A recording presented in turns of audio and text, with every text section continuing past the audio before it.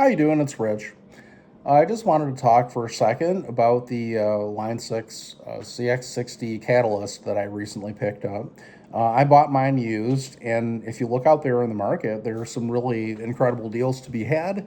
And even with shipping, this amp that looked like new came at a huge discount. I mean, it was over half off. I literally couldn't refuse it, and I just wanted it primarily to use as a practice amp. But now that I've got it going, I might be able to do some other things with it. But I did chase my tail with it for a little while, and I did have some problems. And I wanted to talk because no one seems to discuss this. There's all the hubbub about when a brand new device comes out, and when the new device, the so-called influencer types, whose opinion is usually owned by the corporation who provides them with free stuff or pays them to make videos, their opinions are usually bought and paid for. Mine is more along the lines of someone who has worked in an industry, the automotive industry, that is real familiar with the first model years having all the problems with anything that is new, having all the bugs to be worked out, and so on and so forth. I've kind of self trained to not buy the latest, greatest, newest, flashiest, most complicated. I've kind of self trained to stay away from that. I wait until something is out for a while, people have tried it, there's some kind of consensus. It might have this or that issue, and things got worked out. I remember when the Catalyst was released, it seemed okay. People were complaining about plastic trim falling off. That didn't sound too great. So I thought, okay, it sounds okay, but the cabinet is bad. Then they fixed the cabinet and came out with the CX60 with more amp models in it. Then they gave those models for free to the early Catalyst owners, and I thought that was a great thing to do. And after that point, it seemed like it's pretty smooth sailing. So I picked my spot, and I bought the newer version for the better cabinet that has actual screws holding the plastic trim on instead of just sitting there so the trim can fall off like the old one had, and all that has been good. But I did have some issues with it. It sounded weird. There's a few channels in there that just sounded way off. Like there's one that's supposed to be sort of like a JTM 45, it had way too much overdrive to it, and it wasn't even all that good of a sounding overdrive. And I thought, I don't know who did that. That's a weird sounding channel. I don't think I'm going to use that much. And then there was a couple of the other ones that the mids and highs just seemed like someone from the planet Jupiter set them up. And there was also in a few channels there was this really horrible sounding, almost like a noise gate, like you would try to let a note or a chord ring out and hold on for a bit, and it would cut it off with this really nasty, with a scratchy sound. Really bad sounding type of noise gate effect, to the point that, and the noise gate effect confused the heck out of me. I was chasing my tail looking for bad power supplies and pedal boards. My power supply going bad? Is the old Voodoo Lab about to die? Do I have a bad cable?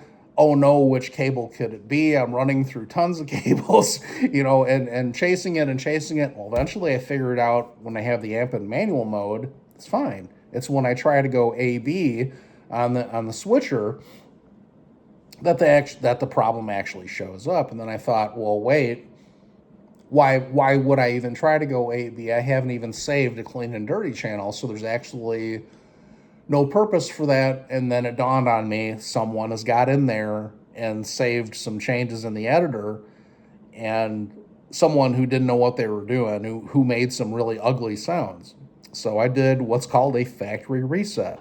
If you pick up a used Line 6 Catalyst, I highly recommend just make sure it's working right and doesn't have voice coil rub and everything's tight in the cabinet and all that stuff.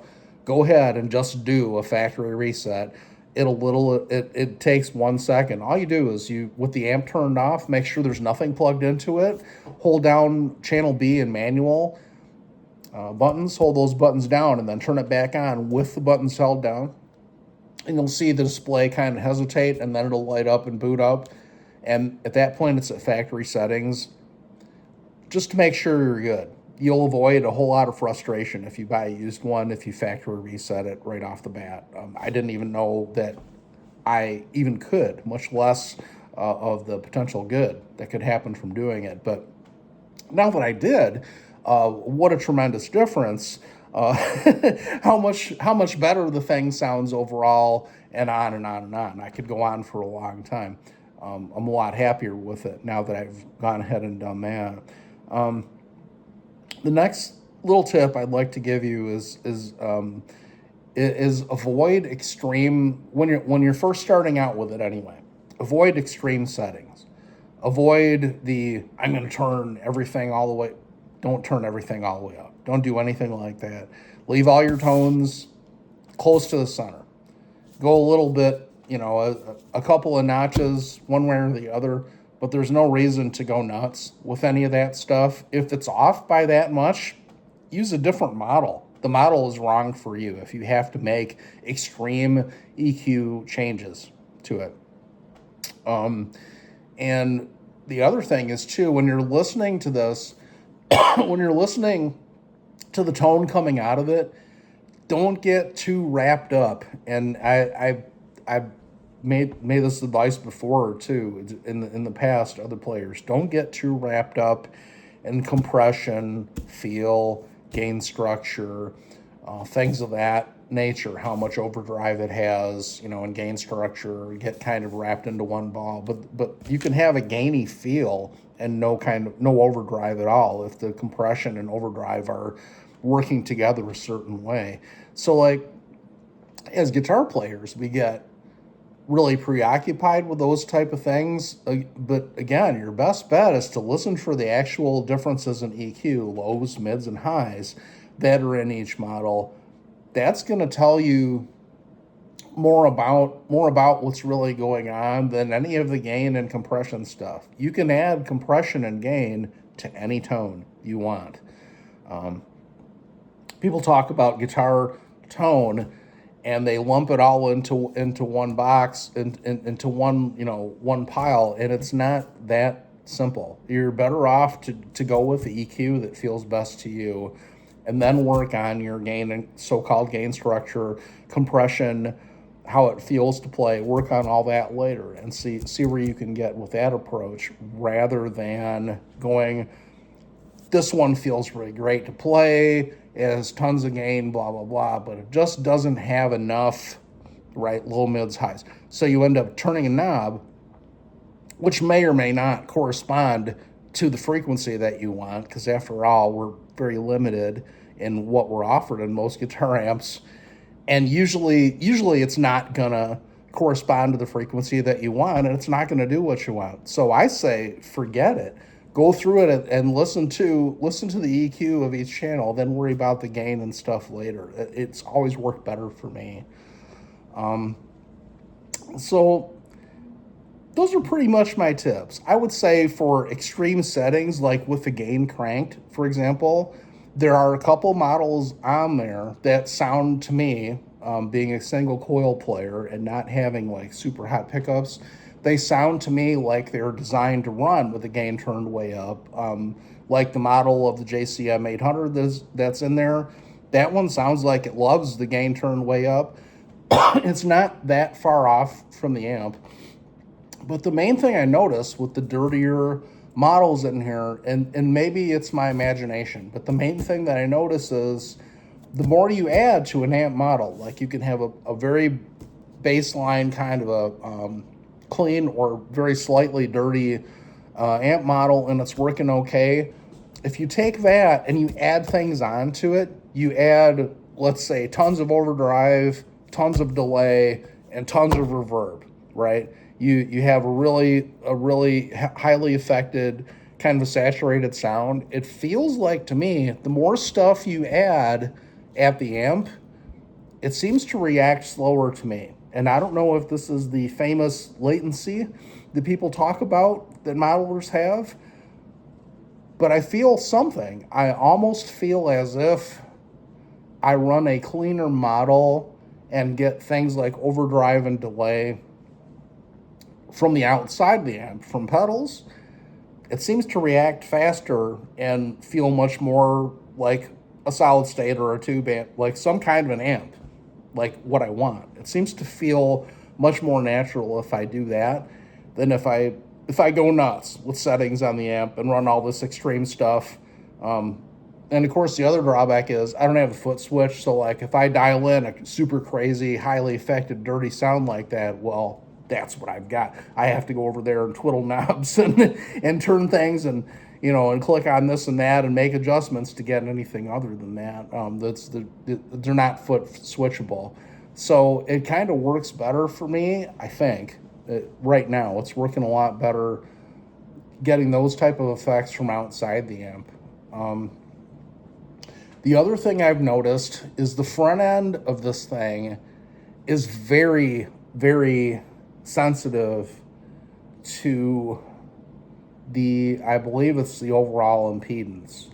Like, if I run, if I have a chain of true bypass pedals and I have too much cable length, it really sucks the life out of the tone that the amp makes. It's kind of shockingly so. I'm getting a lot better results converting to low impedance at the beginning of my pedal chain. I didn't think I would have to do this on a practice amp. I didn't think it would be enough to notice, but it is, and it's the same way that my live rig is set up. I usually run through through an MXR. What is it? An MC401 boost line driver, and that converts me to like 100. That converts me to low impedance and allows me to boost the signal a little bit and kind of overcome that loss that you would see from signal length from cable length. There's no signal loss involved, and it just makes a much better signal going into the amp. I'm getting a lot better sound if I do that than if I try to go through even like one or two pedals.